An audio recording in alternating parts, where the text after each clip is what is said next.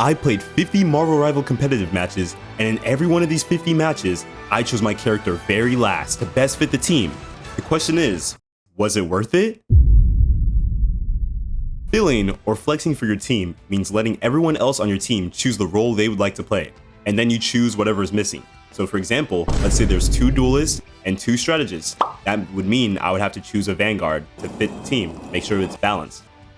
Most people don't really like to fill though, because they'd much rather play their favorite character or their favorite role. And trust me, during the challenge, I definitely had that feeling too. For some background, before I get into what happened, I started this challenge in Bronze 1 in Season 2.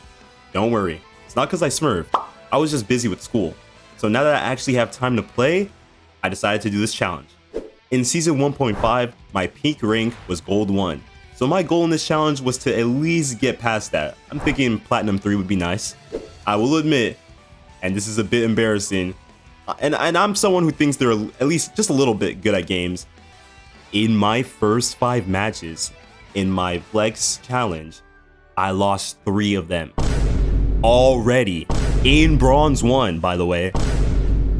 Starting a rank up challenge with a negative win percentage in Bronze was genuinely sad, but it was the wake up call that I think I needed. To put it frankly, I sucked. I was playing Magneto for the first time, as I heard he was a good Vanguard, and tank just happens to be the least popular role, so I ended up filling Magneto a lot in this challenge. For some information, in the 50 games I played, 22 of them I used Magneto. That's literally almost half the games I played. Turns out that people really don't like playing tanks in Marvel Rivals, and I can kind of get where they're coming from.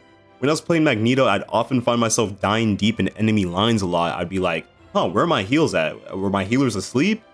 But after I realized it's because of my positioning and that I was too far, I honestly became leaps and bounds better at Magneto. Surprisingly, in my 4th match, I got to play a duelist. Knowing the rules of this challenge, I honestly thought I wouldn't ever get to play the role, but I got lucky early. Oh my god, bro. Oh, hell no. What the fuck, man? Get your ass on, boy. Get your goddamn And yeah, that's the first and last time I play Star-Lord in this challenge for sure. I definitely dropped the most kills on my team, but I died too often for the kills to be meaningful. Although I got out of Bronze quickly, I can't say it was a cakewalk. It definitely was difficult sometimes. Oftentimes when you're filling, you'll find yourself in the 1-3-2 comp. For those that don't know, 1-3-2 is 1 Vanguard, 3 duelists, and 2 strategists. When given the choice of 2 Vanguards and 1 strategist, or 1 Vanguard and 2 strategists, you 100% take the 2 strategists. So in Silver, I learned how strong Luna Snow can be. And this was Season 2 Luna. I'm not even talking about Luna right now in 2.5. In the 50 matches that I played, Luna Snow, I loved her, bro. I used her 16 times. That means in 32% of my matches, I played as Luna Snow. The reason for that is she's pretty straightforward to use, and I enjoy how aim is a big part of her kit. And it's probably nothing more satisfying than hitting a snowball. Don't mess with him! Help me! Help me! Thank you for the minutes. Silver was by far the hardest rank to get on this challenge. I don't know if it's because I hadn't grinded Marvel Rivals in a while, but it would be a win followed by a loss, and then a win followed by a loss. It's just a repeated cycle. I played a lot of Luna Snow and Magneto in Silver, but I also tried out Groot just for a little bit, and I never really understood when I heard that pro players ban Groot all the time, but after just 1 game with him, it made so much sense. So much sense. Instant 2 wins, and they were the easiest things I've ever played. I also got to play Duelist twice in Silver, which was nice. You know, a little switch up from the Vanguards and Strategists. I dominated with Storm one match, and in the second match, I MVP'd with Mr. Fantastic on one part, and then Hela with another part. Those 3 are definitely my favorite duelists. Since my point gain per match was so high, it was almost like plus 35 a match, and NetEase added a point saver thingy that makes it so you don't lose points on loss until gold. Yeah, I didn't really understand why they added that, but hey, I'm not complaining. I made it to gold fairly quickly while deepening my knowledge on all the rules. But just because I say it was quickly does not mean that Silver wasn't a challenge. Like I said before, Silver was definitely the hardest part of this challenge. A plus to always filling and flexing for your team is that you never have team composition issues. In my whole climb, in these 50 matches, I didn't get a single teammate complain about, oh, can we get some strategists? Oh, can we get someone on Vanguard? Usually, before this challenge, I'd get teammates who'd argue about roles the entire game. So I'm telling you right now, if you start flexing, you'll start winning.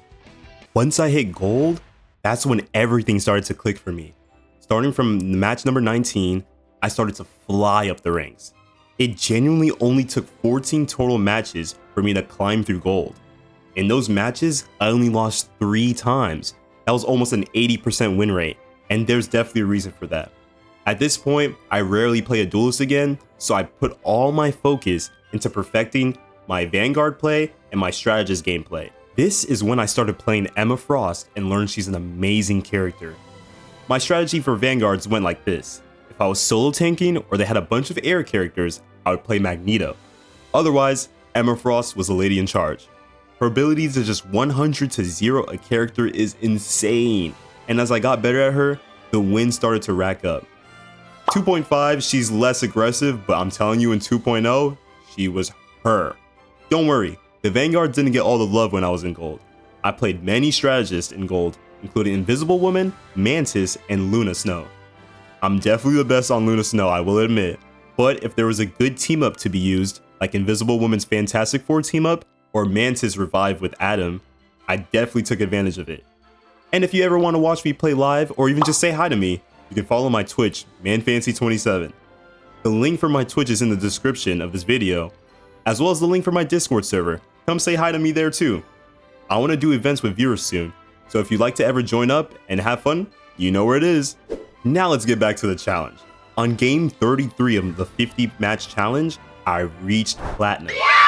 Season 2.5 was literally 2 days away at this time, so I was happy I got to platinum before the season ended. Remember early in the video when I said my goal was to reach gold 1? Well, I already reached my goal and had almost 20 matches left to play. My new goal was to see how high I could go before I hit 50 matches played. Put your guesses in the comments for what rank you think I reached in the end. So now at this point in the challenge, we are in season 2.5, and balance changes have gone into effect. Although one of my mains in this challenge, Emma Frost, was nerfed, Magneto and Luna Snow got buffed for some reason. I was already doing fine on those characters, and NetEase made them even better. The new Penny buff with her team up made me try Rocket Raccoon for the first time, and let me tell you, that team up is so crazy that even though I suck at Rocket and barely knew what I was doing, I easily won both the games I played in. The 2.5 update was so beneficial to me that I ended up going on a 9 win streak all the way from the bottom of Platinum 3 to Platinum 1. Isn't that insane? The Luna Snow update made her so strong, and it was only the first day, so people hadn't even realized how strong she was. I also tried Storm once with the Sharknado team up with Jeff, and there was literally nothing they could do to counter it. Yeah! Oh my god! You guys won't believe what ended my win streak. You're probably wondering, wait, why did it go to 9 and not 10? In my 120 hours of playing Marvel Rivals, I have never had this happen to me until that game. It was neck and neck in my 44th game of the 50 game challenge, right? And it ended in a draw? I wasn't even aware that was possible in Marvel Rivals. And you know what? I was okay with losing my win streak. I mean, it had to go away eventually. But why did I lose 2 points in a draw? Someone please explain that to me. After I calmed down from the rage of drawing a Marvel Rivals game, I happened to win another game where I played the first half as Magneto and then the second as Luna Snow. This happened often in the challenge where I'd switch roles to help balance out the team. The ability to play any role that your team needs is a great part about filling. I thought I was going to start winning again after my first win, but then Guang Guang himself saw I was having too much fun and then put a curse on my account. I happened to lose matches 46 to 48 in a row after that, and my hopes of hitting Diamond vanished. I ended up winning games 49 and 50, but the loss streak I had and the draw that made me lose 2 points, yes, I'm still mad about that, made it impossible for me to reach Diamond. If you guessed I would end my 50 game challenge at Platinum 1, this cookie's for you. Hooray! Alright, but seriously, this challenge was more successful than I thought. The ability to be flexible and always make your team have a good composition is one of the most underrated things in Marvel Rivals. I wouldn't have ended this challenge with a 66 win rate if not for this. 66 doesn't sound like a lot, but trust me, it is. Shout out my boy Uzi, he helped me out with these graphs that I'm about to show you. Here are the total amount of times I used each role. You can see how much I used Vanguard, how much I used a strategist, and the little times I used a duelist. Remember that sometimes I would switch from Vanguard to strategist mid-game, or vice versa, which is why the data reads out to this and it doesn't exactly equal 50. And finally, here is how much of each character I played, so you can get the exact numbers. At the start of my challenge, I thought I was only going to barely pass Gold 1, but I ended up going a whole full rank above Gold 1. I definitely am more confident in playing more characters now than before my challenge, and I recommend to you too to try to fill if you want to improve your rank in Marvel Rivals. Also try filling characters and learning a character you've never tried before. You never know, you might end up really liking them. Thanks for watching the video. Like the video, sub if you enjoyed it, and last reminder, I stream on Twitch. Follow, watch, please, thanks. All right, bye-bye.